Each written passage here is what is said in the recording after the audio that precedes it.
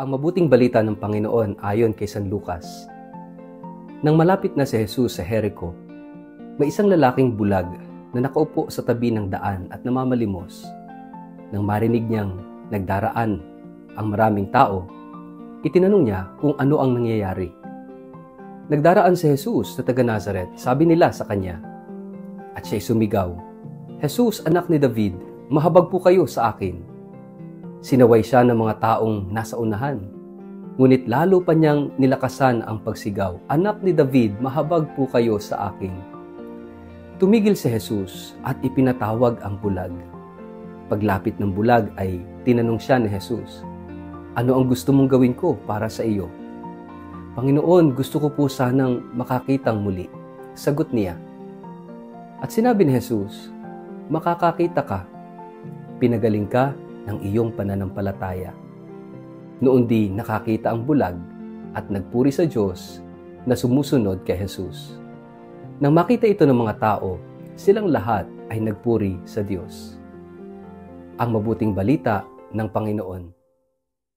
Word of the day, hear what God has to say. Mapagpalang araw po sa inyong lahat. Kumusta po kayo? Ang ating word of the day ay mercy. Kung may isang salita na lumulutang mula sa lalim ng Ebanghelyo ngayong araw na ito ay ang salitang awa. Hindi ito basta emosyon. Ang awa ay hindi simpleng pagkalungkot o pagkahabag. Sa buhay ng isang Kristiyano, ang awa ay lakas. Isa itong panawagan, isa itong paraan ng pamumuhay, at higit sa lahat, ito ay salamin ng Diyos.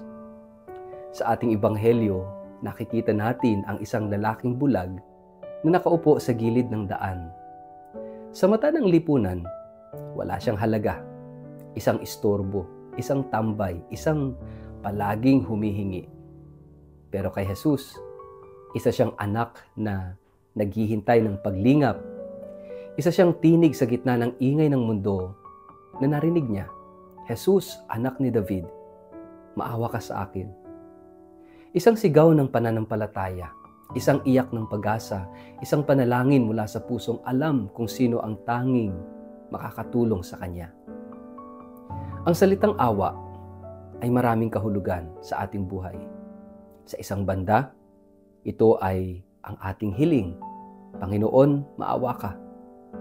Ngunit sa kabilang banda, ito rin ang dapat nating isinasabuhay. Maawa ka rin sa kapwa mo. Sa buhay ni Saint Elizabeth of Hungary, ang awa ay naging laman ng kanyang araw-araw na buhay. Hindi lang siya nagbigay ng pagkain sa mga nagugutom, kundi ibinuhos niya ang kanyang buhay para sa mga dukha. Isinabuhay niya ang awa bilang radikal na pagmamahal. Isang pagmamahal na hindi naghihintay ng kapalit. Kaya't kapag pinagninilayan natin ang kwento ng bulag na pinagaling, hindi lang ito kwento ng isang himala. Ito'y kwento ng pagkakita sa liwanag, hindi lamang ng paningin kundi ng puso. Bago pa siya muling makakita, nakita na niya si Jesus. Sa kanyang bulag na estado, malino niyang nakita kung sino si Jesus, ang tagapagligtas na may pusong maawain. At matapos niyang maranasan ang awa ng Diyos, hindi na siya naupo muli sa gilid ng kalsada. Tumayo siya, sumunod siya, at nagpuri sa Diyos. Sapagkat ang tunay na nakatanggap ng awa ay hindi na nananatili sa kadiliman. Ngunit bago pa ang lahat ng ito, may isang mahalagang tagpo. Pinagsabihan siya ng mga tao na tumahimik. Ganyan talaga ang mundo. Kapag ikaw ay humihingi ng awa, tatawagin kang mahina, drama, pabigat. Ngunit ang Ebanghelyo, nagpapakita sa atin ng isang paanyaya. Huwag kang tumigil humingi ng awa. Huwag kang matakot humingi ng tulong. Huwag kang mahiya na aminin mong kailangan mo si Jesus. Ang bulag na lalaki ay lumaban gamit ang kanyang pananampalataya. At sa kanyang paninindigan, hindi siya nabigo. Sa buhay nating lahat, darating at darating ang panahon ng kadiliman.